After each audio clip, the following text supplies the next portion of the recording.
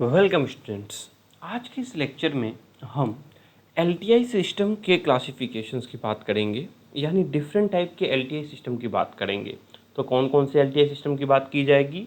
Static LTI system, causal LTI system and stable LTI system.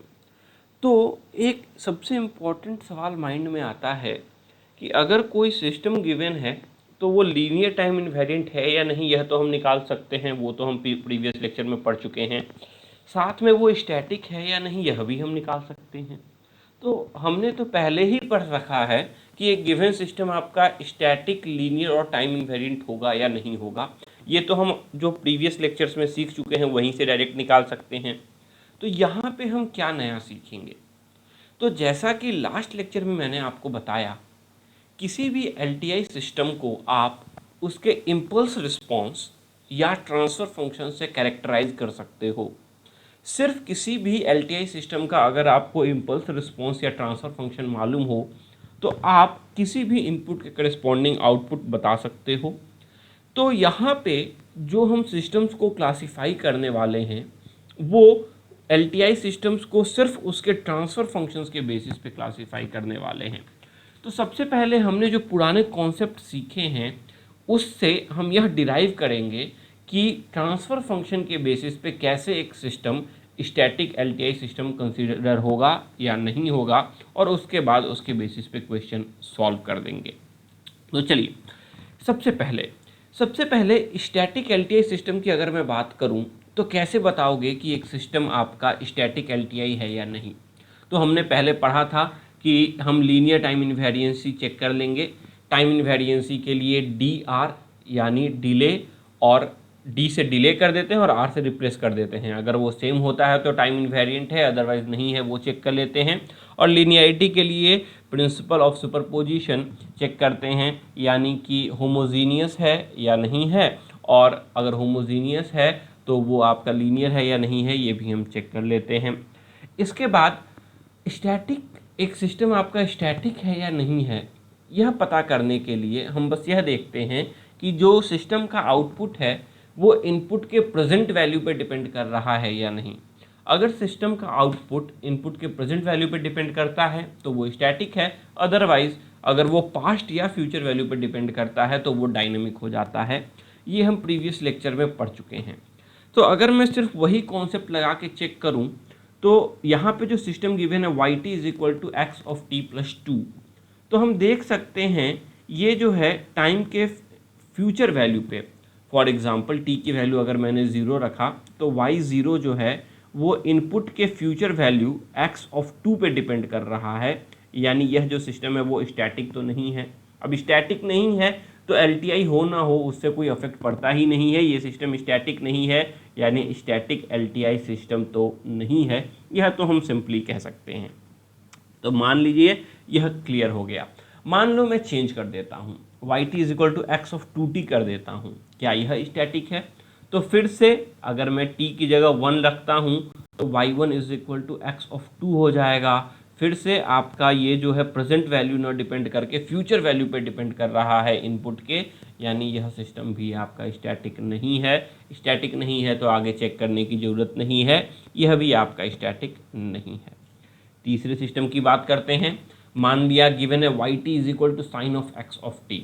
अब अगर देखो तो दोनों का जो आर्गुमेंट है वो आपका टी ही है, यानी आपका Y zero is equal to sine of X zero current value पर डिपेंड कर रहा है, Y five is equal to sine of X five current value पर डिपेंड कर रहा है, यानी स्टैटिक तो दिख रहा है। मगर क्या आपको सिर्फ स्टैटिक चेक करना है? जी नहीं, आपको यह चेक करना है कि given system static, linear, time invariant तीनों है या नहीं है। तो क्या ये सिस्टम लीनियर है? जी नहीं, हमने लास्ट लेक्चर में पढ़ा हुआ है कि ट्रिग्नोमेट्रिक फंक्शंस जो होते हैं वो नॉन लीनियर ऑपरेटर होते हैं। इसीलिए क्योंकि यहाँ पे ट्रिग्नोमेट्रिक फंक्शन लग जा रहा है इनपुट एक्स ऑफ टी के ऊपर में, तो जो गिवन सिस्टम है वो आपका लीनियर नहीं है। लीनियर नहीं है इसीलिए यह सिस्टम स्टैटिक एलटीआई नहीं है। अगले सिस्टम पे चलते हैं। मान लो आपको गिवन है Y T is equal to minus infinity to T X of Z D Z. अब यह लीनियर भी है और टाइम इनवेरिएंट भी है। क्या यह सिस्टम स्टैटिक है? अगर चेक करो तो यहाँ पे आपको इंटीग्रेट करना है इनपुट को आपका -∞ से लेकर t के बीच में। इंटीग्रेट करने का मतलब क्या हुआ? इंटीग्रेट करने का मतलब हुआ, फॉर एग्जांपल यहाँ t पे मैं देखना चाहता हूँ तो एरिया अंडर द कर्व, यानी मुझे पास्ट वैल्यू का इंफॉर्मेशन पता होना चाहिए। क्योंकि हम स्टैटिक एलटीआई सिस्टम की बात कर रहे हैं तो हमारा जो आउटपुट हो वो सिर्फ प्रेजेंट इनपुट वैल्यू पर डिपेंड होना चाहिए, पास्ट या फ्यूचर पे नहीं। इसीलिए यह सिस्टम भी स्टैटिक नहीं है, तो यह सिस्टम स्टैटिक एलटीआई सिस्टम नहीं कहलाएगा। तो अभी तक हमने डिफरेंट टाइप के सिस्टम देखे और बेसिकली हमने यह कंक्लूड किया कि वो ना ही या तो स्टैटिक है तो लीनियर नहीं है, और एलटीआई है तो स्टैटिक नहीं है। यानी तीनों कंडीशन आपके सेटिस्फाई होने चाहिए, स्टैटिक का भी, लीनियर का भी और टाइम इनवेरिएंट का भी। तो ऐसा सिस्टम कौन सा हो सकता है? मान लो मैं आपको दे रहा हूँ yt is equal to 2 times x of t। तो क्या यह, सबसे पहले बताओ, स्टैटिक है? जी हाँ, करंट वैल्यू पे डिपेंड कर रहा है। y0 equal to 2 times x0 या y5 is equal to 2 times x of 5। जो आउटपुट है वो इनपुट के करंट वैल्यू पे डिपेंड कर रहा है। क्या यह लीनियर है? जी हाँ, आपका सिंपली एक कांस्टेंट से मल्टीप्लाई कर रहे हैं। यह सिस्टम आपका स्टैटिक भी है, यह सिस्टम आपका लीनियर भी है।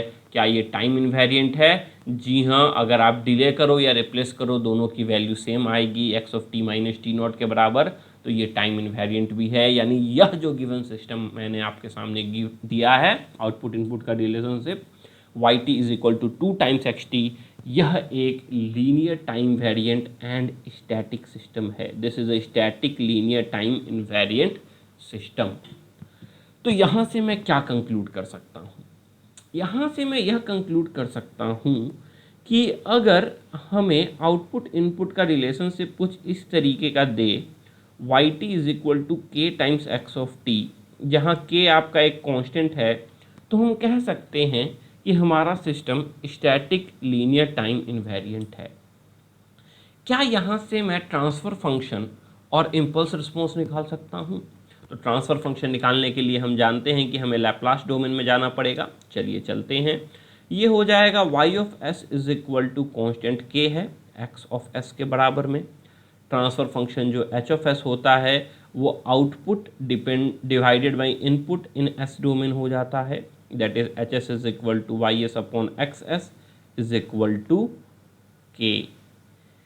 और जैसे ही मुझे ट्रांसफ़र फंक्शन मिल गया hs is equal to k, तो इन्वर्स लैप्लास ट्रांसफॉर्म यूज़ करके मैं उसका इम्पल्स रिस्पॉन्स भी निकाल सकता हूँ। h of t is equal to हो जाएगा k times delta t, k times 1, और 1 का हमने पढ़ा था इन्वर्स लैप्लास ट्रांसफॉर्म आपका डेल्टा t हो जाएगा। तो यहाँ से मैं क्या कह सकता हूँ? यहाँ से मैं 2 इम्पॉर्टेंट पॉइंट कंक्लूड कर सकता हूँ। कौन से 2 इम्पॉर्टेंट पॉइंट है?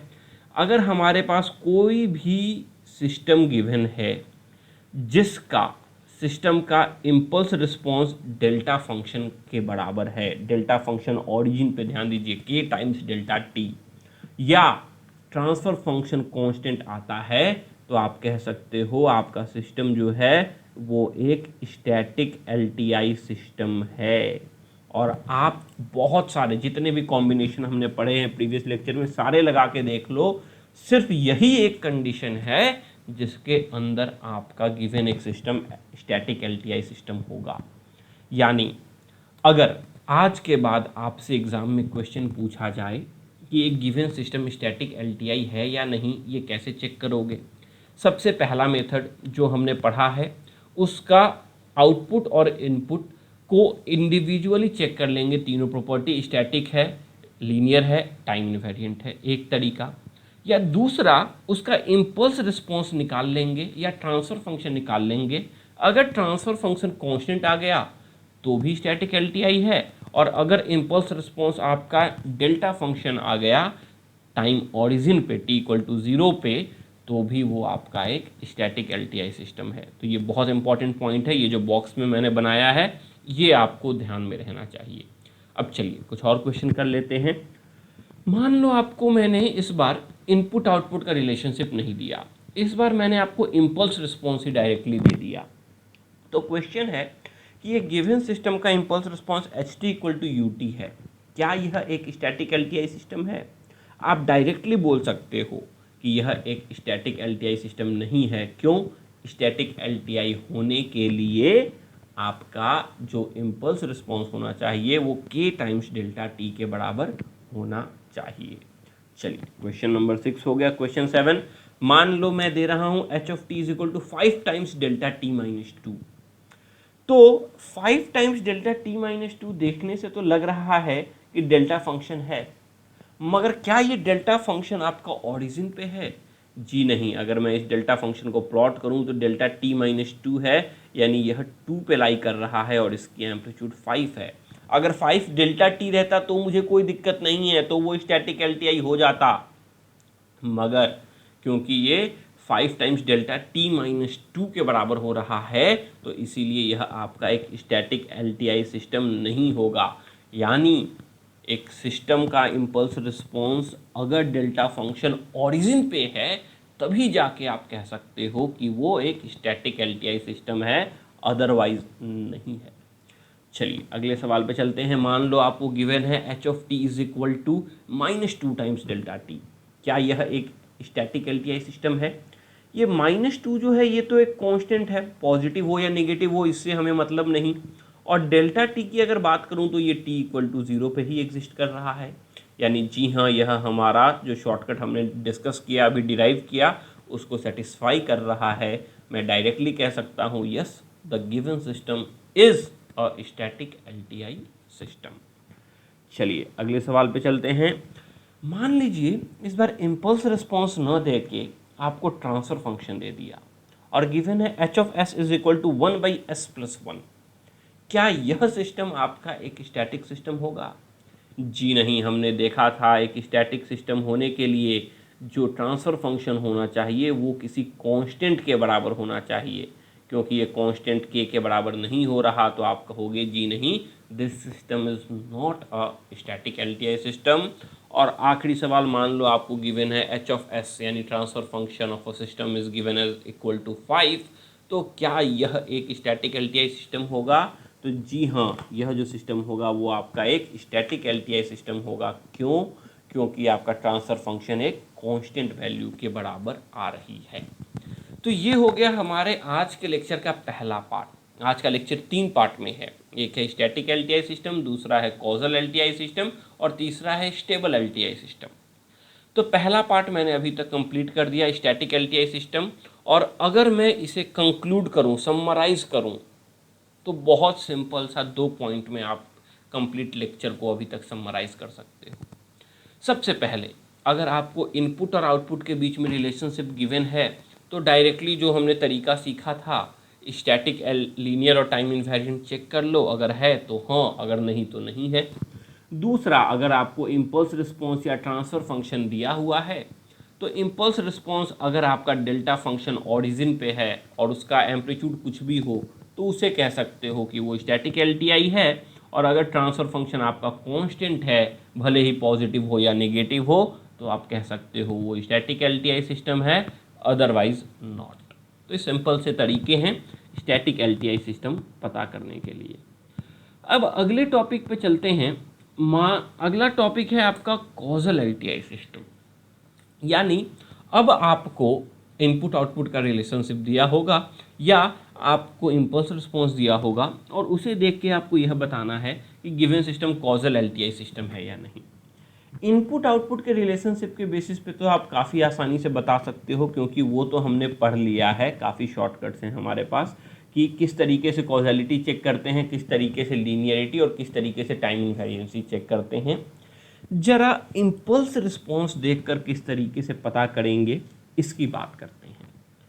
मान लिया कि आपको एक एलटीआई सिस्टम गिवन है जिसका impulse response H of T है, उस पर इनपुट एक्स ऑफ टी है और आउटपुट वाई ऑफ टी है। तो लास्ट लेक्चर के हिसाब से हम यह लिख सकते हैं कि आउटपुट वाई ऑफ टी जो होगा वो इनपुट एक्स ऑफ टी और impulse response H of T का कन्वॉल्यूशन होगा। Y T is equal to X T convolve with H of T. अब कन्वॉल्यूशन का हम फॉर्मूला जानते हैं। कन्वॉल्यूशन का फॉर्मूला क्या हो जाएगा? माइनस इन्फिनिटी से लेके प्लस इन्फिनिटी में आपका फर्स्ट फंक्शन, मान लो h रख दिया फर्स्ट फंक्शन तो h ऑफ टाउ, और second function x of t minus tau. Second function जो होगा वो आपका रिवर्सल और शिफ्टेड होना चाहिए। दोनों क्योंकि कन्वॉल्यूशन आपका कम्यूटेटिव होता है, तो X T convolve H T लिखूँ या H T convolve X T लिखूँ, बात बराबर है।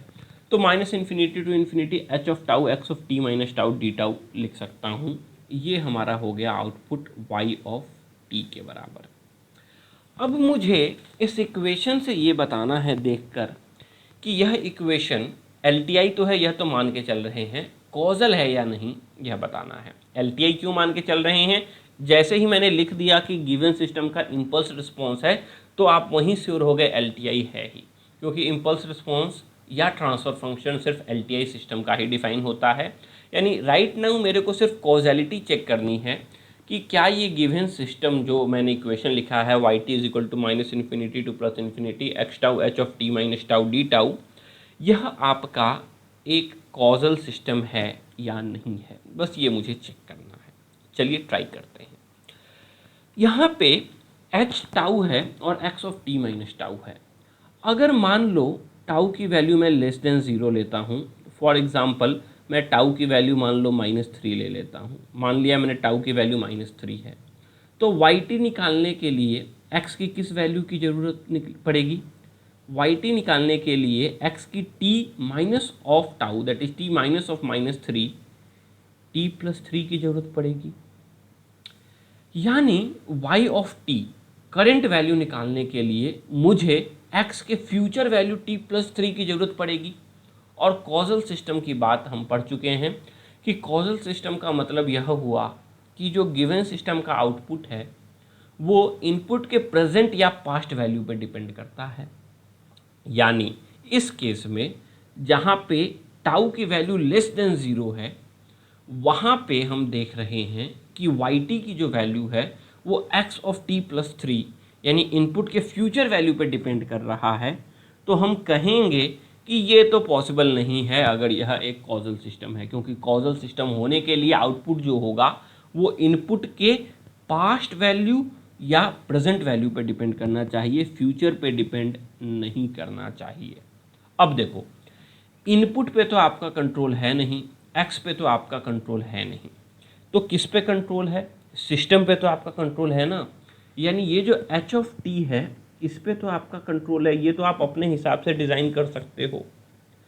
तो मुझे इस सिस्टम को कॉजल एलटीआई सिस्टम बनाने के लिए कुछ ऐसा करना चाहिए कि जैसे ही ये टाउ लेस देन ज़ीरो हो, टाउ लेस देन ज़ीरो होगा तभी तो प्रॉब्लम हो रहा है, तभी तो ये एक्स टी प्लस समथिंग हो जा रहा है। जैसे ही ये टाउ लेस देन ज़ीरो है, कंप्लीट आउटपुट आपका ज़ीरो हो जाए। जैसे ही आउटपुट ज़ीरो हो जाएगा तो वो आपका इनपुट के फ्यूचर वैल्यू पे डिपेंड ही नहीं कर रहा। तो ये कंप्लीट कब जीरो होगा? आप देख सकते हो यहाँ पे ये जो आउटपुट है वो दो फंक्शन a और b का मल्टीप्लीकेशन है और बाद में इंटीग्रेट कर रहे हैं। तो a into B equal to zero हम तब कर सकते हैं जब either b equal to zero होगा और a इक्वल टू ज़ीरो होगा, या दोनों के दोनों ज़ीरो हो जाएं। अब यहाँ पे जो b है वो तो आपका इनपुट है, इनपुट तो आपके कंट्रोल में है नहीं। तो ये जो दूसरा फंक्शन है a, जो कि यहाँ पे h ऑफ टाउ है आपका इम्पल्स रिस्पॉन्स, उसे हम अगर जीरो कर दें तो हम कह सकते हैं कि यह सिस्टम कॉजल एलटीआई सिस्टम हो जाएगा। यानी अगर मैं एक सिंपल से टर्म में शॉर्टकट लिखूं कि इम्पल्स रिस्पॉन्स देख के कैसे आप बताओगे कि गिवन सिस्टम कॉजल एलटीआई है या नहीं, तो अगर आपका इम्पल्स रिस्पॉन्स एच टी की वैल्यू ज़ीरो होती है when T is less than zero, तो आप कहोगे कि आपका जो गिवन सिस्टम है वो एक कॉजल एलटीआई सिस्टम है, अदरवाइज नहीं है। इससे ज़्यादा कुछ चेक करने की ज़रूरत नहीं है। प्रूफ मैंने आपका यहाँ पर कर दिया। यानी कि अगर अब से आपसे कोई सवाल पूछा जाए कि ये given system causal LTI system है या नहीं, तो अगर वाई टी एक्स टी के बीच में रिलेशनशिप गिवन है तो अपने फॉर्मूले लगा लो, कॉजलिटी, लीनियर टाइम इनवेरिएंसी तीनों निकालना सीखा है हमने, तीनों लगा के चेक कर लेंगे। और अगर आपको इम्पल्स रिस्पॉन्स या ट्रांसफर फंक्शन गिवन है तो सिंपल सा आपको यह चेक करना है कि उसका जो इम्पल्स रिस्पॉन्स है उसकी value time less than zero के लिए ज़ीरो होनी चाहिए। इससे ज़्यादा आपको कुछ चेक करने की ज़रूरत है ही नहीं। चलिए अगले सवाल पे चलते हैं, कुछ क्वेश्चन सॉल्व कर लेते हैं, डाउट्स क्लियर हो जाएंगे। मान लो आपको एक सिस्टम गिवन है और आपको क्लासिफाई करना है कि ये एलटीआई है कि नहीं। सिस्टम जो है उसका इम्पल्स रिस्पॉन्स है H T equal to U T. अब हम जानते हैं H of T equal to you of T को हम इस तरीके से डिफाइन करते हैं, डिज़ाइन करते हैं, प्लॉट तो हम सीख ही चुके हैं। यानी यह सिर्फ t ग्रेटर देन जीरो पे एग्जिस्ट कर रहा है, t लेस देन जीरो पे इसकी वैल्यू जीरो है। यानी जी हाँ, हम कह सकते हैं H T equal to U T is a causal L T I system. यह आपका एक causal L T I system है। चलिए अगले सवाल पे चलते हैं। अगला सवाल आपको गिवन है H T is equal to 3 times delta T plus two. तो सबसे पहले इसको प्लॉट करके देख लेते हैं। अगर मेरे को H T equal to 3 times delta T plus two plot करना है, तो क्योंकि डेल्टा टी प्लस टू है इसीलिए ये T equal to minus two पे एग्जिस्ट करेगा। एक मिनट, इसीलिए ये t equal to minus two पे एग्जिस्ट करेगा, क्योंकि t इक्वल टू आपका प्लस टू गिवन है तो माइनस टू पे एग्जिस्ट करेगा। यानी अगर मैं टाइम एक्सेस की बात करूं तो ये t लेस देन जीरो पे जीरो नहीं हो रहा है, एक इंस्टेंट पे डिफाइन हो रहा है। तो यहां से हम कहेंगे जी नहीं, हमारा यह सिस्टम कॉजल एलटीआई सिस्टम नहीं है। चलो यहां तो मैंने डायरेक्टली लिख लिया। अगर आप चाहो तो वापस से जाके इसको चेक भी कर सकते हो मैथमेटिकली कि ये कॉजल है या नहीं है। थोड़ा सा डेरिवेशन होगा, मगर अगर आपको थोड़ा सा लैप्लास ट्रांसफॉर्म जो लास्ट लेक्चर में पढ़ाया है वो आपको याद है तो आप आसानी से फॉलो अप कर सकते हो। जरा ट्राई करते हैं। इम्पल्स रिस्पॉन्स हमें पता चल गया। क्या हम ट्रांसफर फंक्शन निकाल सकते हैं? जी हाँ, ट्रांसफर फंक्शन उसका लैप्लास ट्रांसफॉर्म हो जाएगा। So H of S is equal to 3 times delta का ट्रांसफर फंक्शन हम जानते हैं 1 होगा, मगर क्योंकि यहाँ शिफ्ट गिवन है यानी 3 times E to the power 2s, क्योंकि प्लस 2 का शिफ्ट है तो प्लस 2s हम लिख सकते हैं। और हम जानते हैं एच एस कुछ नहीं आपका वाई एस बाई एक्सेस होता है। So Y S by X of S is equal to हम लिख सकते हैं 3 times E to the power 2s। यहाँ से अगर मैं क्रॉस मल्टीप्लाई करूँ तो Y S is equal to 3 times E to the power 2s whole multiplied by X of S. और अगर अब यहाँ से मैं इन्वर्स लैप्लास ट्रांसफॉर्म ले लूँ तो वाई एस का वाई टी हो जाएगा 3 और X S into E to the power T S है। तो क्योंकि आपका यहाँ पे एस डोमेन में मल्टीप्लाई है तो टाइम डोमेन में आपका शिफ्ट हो जाएगा प्लस 2 से। ये हो जाएगा Y T is equal to 3 times X of T plus 2। अब ये इनपुट आउटपुट रिलेशनशिप निकाल दिया मैंने इस इम्पल्स रिस्पॉन्स से, और इस इनपुट आउटपुट रिलेशनशिप से आप देख सकते हो कि जो प्रेजेंट वैल्यू है वो फ्यूचर वैल्यू, इनपुट की आउटपुट की प्रेजेंट वैल्यू इनपुट के फ्यूचर वैल्यू पर डिपेंड कर रहा है। यानी यह सिस्टम आपका कॉजल नहीं है। तो चाहे तो इतना लंबा डेरिवेशन से चले जाओ या सिंपल सा एक शॉर्टकट याद रख लो कि एक सिस्टम कॉजल एलटीआई सिस्टम तभी होगा अगर उसका impulse response t equal to 0 या उससे लेस वैल्यू के लिए, that is t less than 0 के लिए 0 के बराबर हो जाए। चलिए बहुत अच्छा, अगले सवाल पे चलते हैं। मान लो आपको गिवन है H of T is equal to यानी impulse response equal to e to the power minus T plus 1। तो ये आपका एक कॉजल एलटीआई सिस्टम है या नहीं। अगर मेरे को e to the power minus T plus 1 को प्लॉट करना है तो e to the power minus T plus 1 का प्लॉट कुछ इस तरीके से होगा। और जैसा कि मैं देख रहा हूँ t लेस देन 0 के लिए ये आपका एग्जिस्ट कर रहा है, तो मैं कहूँगा जी नहीं, ये नॉन कॉजल एलटीआई सिस्टम है। The given system is a non causal LTI system. मगर मान लो बस थोड़ा सा मॉडिफाई करके दे दिया h of T is equal to e to the power minus T plus 1 multiplied by u of t. जैसे ही उसने u ऑफ टी से मल्टीप्लाई कर दिया यानी बेसिकली आपको t equal to less than 0 पे वैल्यू आपकी 0 हो गई और ग्रेटर देन 0 पे वैल्यू 1 से मल्टीप्लाई करके सेम वैल्यू हो गया। यानी आपका कर्व कुछ इस तरीके का हो गया और यह जो कर्व है वो एक कॉजल एलटीआई सिस्टम का है, क्योंकि इम्पल्स रिस्पॉन्स सिर्फ पॉजिटिव वैल्यू पे एग्जिस्ट कर रहा है। तो यहां से एक इंपॉर्टेंट शॉर्टकट क्या कि अगर किसी भी इम्पल्स रिस्पॉन्स को आप यूनिट स्टेप से मल्टीप्लाई कर देते हो तो वो इम्पल्स रिस्पॉन्स आपका एक कॉजल एलटीआई सिस्टम दे देगा, क्योंकि यूनिट स्टेप क्या करेगा, जो भी पोर्शन आपका t equal to less than 0 पे एग्जिस्ट करता है उसको 0 कर देगा। तो ऑटोमेटिकली वो इम्पल्स रिस्पॉन्स सिर्फ पॉजिटिव वैल्यू पे एग्जिस्ट करेगा और वो आपका एक कॉजल एलटीआई सिस्टम दे देगा। चलिए अगले सवाल पे चलते हैं।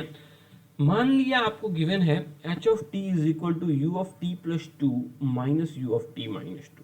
तो चलिए इसको प्लॉट कर लेते हैं। प्लॉट कर लेंगे तो समझ में आ जाएगा कि यह आपका कॉजल है या नॉन कॉजल है। सबसे पहले स्टार्टिंग करना है आपको u of T plus to से, यानी यूनिट स्टेप आपका स्टार्ट हो रहा है t equal to minus two पे, उसके बाद ये कंटिन्यू हो रहा था और जैसे ही ये प्लस टू पे पहुंचा ये minus you of T minus to हो गया, यानी जीरो के बराबर हो गया। यानी आपका जो फंक्शन है वो माइनस टू से प्लस टू के बीच में उसकी वैल्यू वन है और बाकी हर जगह उसकी वैल्यू जीरो है। यह हो गया आपका इम्पल्स रिस्पॉन्स।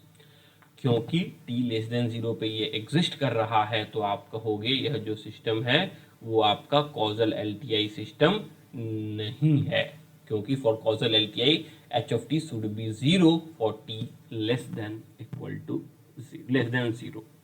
चलिए तो ये आपका दूसरा कॉन्सेप्ट हो गया कॉजल एलटीआई सिस्टम का। अब थर्ड टाइप के सिस्टम्स की बात करते हैं, एलटीआई सिस्टम्स की बात करते हैं स्टेबल एलटीआई सिस्टम, कि कौन से सिस्टम को मैं स्टेबल एलटीआई कहूँगा। जैसा कि हमने प्रीवियस लेक्चर में पढ़ा है, स्टेबिलिटी डिफाइन करने के लिए हम एक क्राइटेरिया यूज करते थे। उस क्राइटेरिया को कहते थे हम बाउंडेड इनपुट बाउंडेड आउटपुट। यानी अगर इनपुट पे मैं बाउंडेड लगा रहा हूँ तो अगर हमारा आउटपुट भी बाउंडेड सिग्नल देता है तो हम कहेंगे कि हमारा गिवन सिग्नल स्टेबल है, अदरवाइज नहीं है। तो ये तो एक तरीका हो गया अगर आपको इनपुट आउटपुट गिवन है, और इसमें काफ़ी टाइम लगता था सॉल्व करने में। दूसरा किस तरीके से सॉल्व कर सकते हैं, डायरेक्ट इम्पल्स रिस्पॉन्स देख के कैसे बता सकते हैं कि गिवन सिस्टम आपका स्टेबल सिस्टम है या नहीं, उसकी बात करते हैं। तो अगर आपको डायरेक्टली एक इम्पल्स रिस्पॉन्स गिवन है और उससे आपको यह बताना है कि आपका गिवन सिस्टम स्टेबल है या नहीं, तो एक सिंपल सा आपको कंडीशन चेक करना है।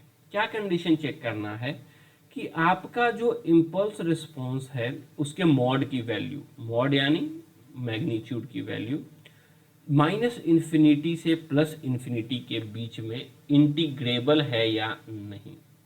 यानी सिंपल वर्ड्स में अगर मैं बोलूं तो अगर किसी सिस्टम का इम्पल्स रिस्पॉन्स माइनस इन्फिनिटी से प्लस इन्फिनिटी के बीच में इंटीग्रेबल होता है, यानी उसकी इंटीग्रेशन की वैल्यू लेस देन इन्फिनिटी आती है, तो आप कहोगे कि वो सिस्टम जो है वो आपका स्टेबल एलटीआई सिस्टम है, अदरवाइज अनस्टेबल एलटीआई सिस्टम है। सिंपल सी बात है, ये आपका बाउंडेड इनपुट बाउंडेड आउटपुट के क्राइटेरिया से ही डिराइव हुआ है और डेरिवेशन करने की आपको यहाँ पे जरूरत नहीं है। जब आप डिराइव करोगे तो कंक्लूजन यही आएगा कि इम्पल्स रिस्पॉन्स जो होता है उसकी value, area under the impulse response की value absolutely integrable that is less than infinity होनी चाहिए।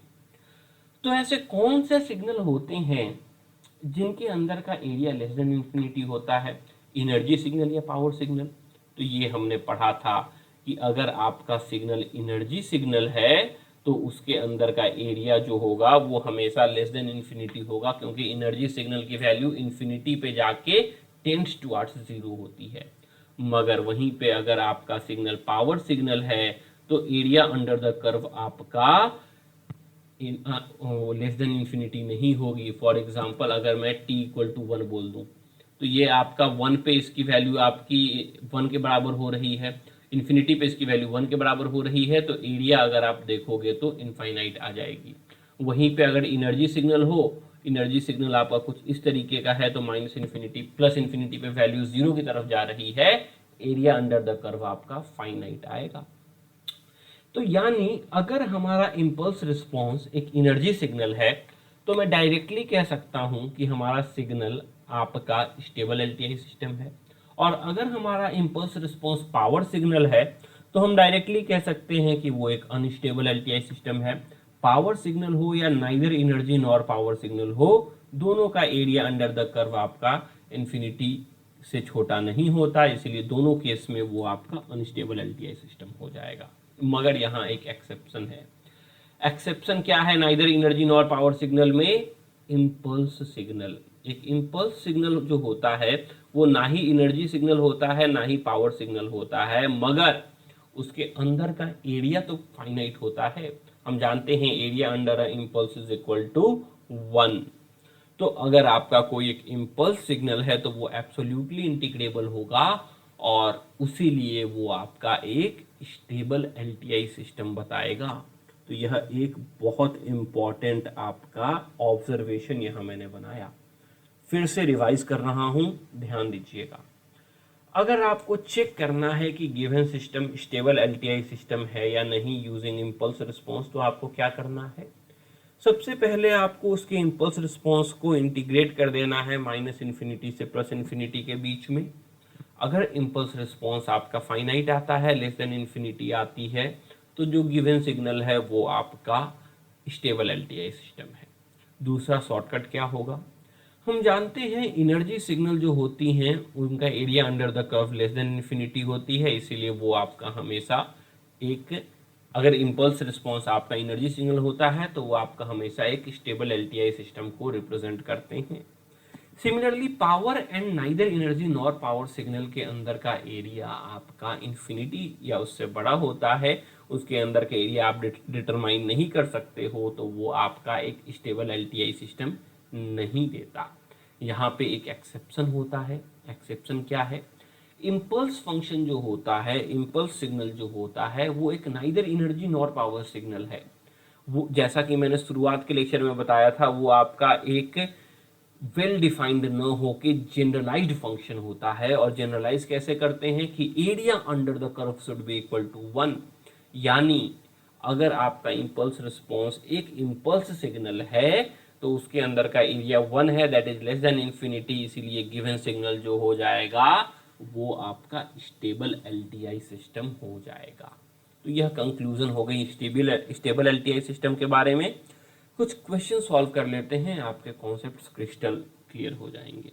चलिए, पहला सवाल आपको गिवन है H of T is equal to e to the power minus 2t ut, और आपको बताना है कि ये जो गिवन सिग्नल है वो आपका गिवन सिस्टम जो है वो आपका स्टेबल एलटीआई सिस्टम है या नहीं।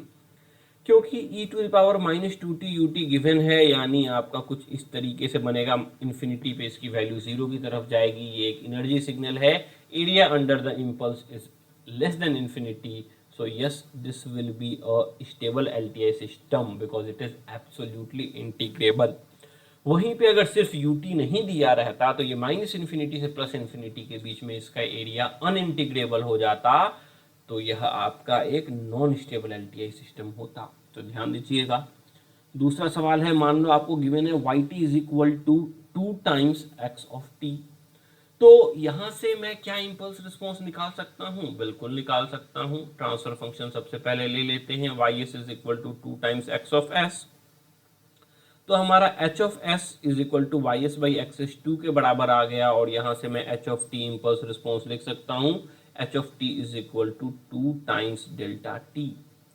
क्योंकि हमारा इम्पल्स रिस्पॉन्स आपका डेल्टा फंक्शन के बराबर होता है आ रहा है, और डेल्टा एक एब्सोल्युटली इंटीग्रेबल सिग्नल है, इसलिए जी हाँ, the given system is also a stable LTI system. तीसरा, H T is equal to you of T minus you of T minus two आपको गिवन है। तो जरा इसको प्लॉट कर लेते हैं। क्योंकि आपको u ऑफ t गिवन है, इसीलिए t इक्वल टू 0 से हम स्टार्ट होंगे, t इक्वल टू 0 से हम स्टार्ट होंगे और कहाँ तक जाएंगे? t इक्वल टू 2 तक जाएंगे। t इक्वल टू 2 पे जाके माइनस लग गया, यानी यहाँ पे वैल्यू आपकी स्टॉप हो गई। तो क्या मैं इसके अंदर एरिया निकाल सकता हूँ? जी हाँ, ये एक फाइनाइट सिग्नल है और सारे के सारे फाइनाइट सिग्नल आपके एनर्जी सिग्नल होते हैं। तो यहाँ से हम कह सकते हैं जी हाँ, एरिया इक्वल टू 2 यानी लेस देन इन्फिनिटी है। तो जो गिवन सिस्टम है वो आपका एक स्टेबल एलटीआई सिस्टम है। तो यहाँ से एक और इम्पॉर्टेंट पॉइंट आप कंक्लूड कर सकते हो, क्या? All finite duration signals that are energy signal are stable LTI system. सारे के सारे फाइनाइट ड्यूरेशन के सिग्नल्स जो कि एनर्जी सिग्नल हैं वो आपके स्टेबल एलटीआई सिस्टम को डिनोट करते हैं। चलिए अगले पे चलते हैं। मान लो आपको गिवन है H of T is equal to sinc t, और आपसे पूछा गया है, यह पूछा गया है कि ये जो गिवन है वो आपका है या नहीं है स्टेबल एलटीआई, ये बताओ मेरे को। तो क्योंकि सिंक टी अगर मैं प्लॉट करूं तो हमने प्लॉट किया है, और जैसे जैसे मैं माइनस इन्फिनिटी की तरफ जाऊं या प्लस इन्फिनिटी की तरफ जाऊं इसकी वैल्यू आपकी घटते जाती है, यानी ये एक एब्सोल्युटली इंटीग्रेबल सिग्नल है। इसकी वैल्यू इन्फिनिटी से कम होगी एरिया अंडर द कर्व, यानी जो गिवन सिस्टम है वो आपका एक स्टेबल एलटीआई सिस्टम होगा। चलिए पांचवे पे चलते हैं। चलिए जरा बताओ क्या ये कॉजल एलटीआई सिस्टम होगा? जी नहीं, स्टेबल तो होगा मगर कॉजल नहीं होगा। कॉजल क्यों नहीं होगा? क्योंकि एच टी की value T less than zero पे भी एग्जिस्ट कर रही है, तो इस बात पे ध्यान दीजिएगा। चलो अगला, h of T is equal to sine t, क्या यह एक स्टेबल एलटीआई सिस्टम है या नहीं है, बताओ जरा। देखो आपको h of T equal to sine t given है, आप चाहो तो डायरेक्टली शॉर्टकट यूज कर सकते हो कि साइन टी जो होता है वो एक पीरियोडिक सिग्नल होता है, और हम जानते हैं पीरियोडिक सिग्नल के अंदर का एरिया आपका फाइनाइट नहीं होने वाला है, यानी area under the curve is not going to be less than infinity, आप डिटरमाइन नहीं कर सकते हो एग्जैक्टली, इसीलिए यह जो है वो आपका एक अनस्टेबल एलटीआई सिस्टम है। This is not a stable system. Simply ये भी बोल सकते हो पावर सिग्नल है, इसीलिए अनस्टेबल एलटीआई सिस्टम है। Next question, h T is equal to r of t, आपको आर ऑफ टी बोला गया है यानी रैंप सिग्नल की बात की जा रही है यहाँ पे, और हम जानते हैं रैंप सिग्नल का कर्व कुछ इस तरीके का होता है, प्लस इन्फिनिटी पे इसकी वैल्यू इन्फिनिटी के बराबर हो जाती है, यानी आपका ये neither energy nor power signal है, इसके अंदर का एरिया जो होगा वो इनफाइनाइट होगा, यानी यह इम्पल्स रिस्पॉन्स भी आपका एक अनस्टेबल एलटीआई सिस्टम को सिग्निफाई कर रहा है। अब मान लो आपको इम्पल्स रिस्पॉन्स ना देके ट्रांसफर फंक्शन दे दिया, h of S is equal to 1/s दे दिया, तो क्या यह एक स्टेबल एलटीआई सिस्टम होगा या नहीं होगा? अब आपको ट्रांसफर फंक्शन गिवन है तो ट्रांसफर फंक्शन से उल्टा इम्पल्स रिस्पॉन्स निकाल लो, यानी इनवर्स लैप्लास ट्रांसफॉर्म निकाल लो। तो हम जानते हैं एच ऑफ टी आपका यू टी हो जाएगा, क्योंकि यू टी का लैप्लास ट्रांसफॉर्म 1/s होता है, तो 1/s का इनवर्स लैप्लास यू टी हो जाएगा। और अगर मैं इसे प्लॉट करूं यूनिट स्टेप को, तो हमने पहला क्वेश्चन ही देखा था, यूनिट स्टेप जो होता है वो t ग्रेटर देन 0 पे एग्जिस्ट कर रहा है, यानी आपका जो सिस्टम है t ग्रेटर देन 0 पे एग्जिस्ट कर रहा है, मगर t greater than at value infinity इसकी वैल्यू आपकी 1 के बराबर फिक्स हो रही है, यानी आप यह तो नहीं कह सकते हो कि इन्फिनिटी पे जाके इसकी वैल्यू 0 जा रही है, यानी एरिया अंडर द कर्व अगर मैं निकालूं तो 1 इंटू इन्फिनिटी इन्फिनिटी के बराबर होगा, तो यहां से आप क्या कहोगे, the given system is unstable LTI system, यह एक स्टेबल एलटीआई सिस्टम नहीं है। चलो आखिरी क्वेश्चन पे चलते हैं। मान लो क्वेश्चन आपको गिवन है H of S is equal to 1/s square plus 1, जरा बताओ ये स्टेबल एलटीआई सिस्टम होगा या नहीं। तो अगर मैं देखूं तो ये कुछ आपका इस तरीके का फॉर्मेट है, omega by S square plus omega square, या ओमेगा की जगह ए लिख लो, आप ए लिखोगे तो समझ में आएगा। लास्ट लेक्चर में हमने पढ़ा था A by S square plus A square के बराबर है, जहां ए की वैल्यू 1 है, यानी ये आपका जो रिप्रेजेंट कर रहा है, ये अगर मैं इसका इन्वर्स लैप्लास ट्रांसफॉर्म लूँ तो हमें जो सिस्टम मिलेगा वो आपका मिल जाएगा साइन टी के बराबर, और हम जानते हैं साइन टी जो होता है वो आपका एक पीरियोडिक सिग्नल है, यानी area under the curve is not going to be less than infinity, hence the given system is also an unstable LTI system. तो इस तरीके से काफ़ी आसानी से आप यह डिटरमाइन कर सकते हो कि आपका सिस्टम स्टेबल सिस्टम है या अनस्टेबल एलटीआई सिस्टम है।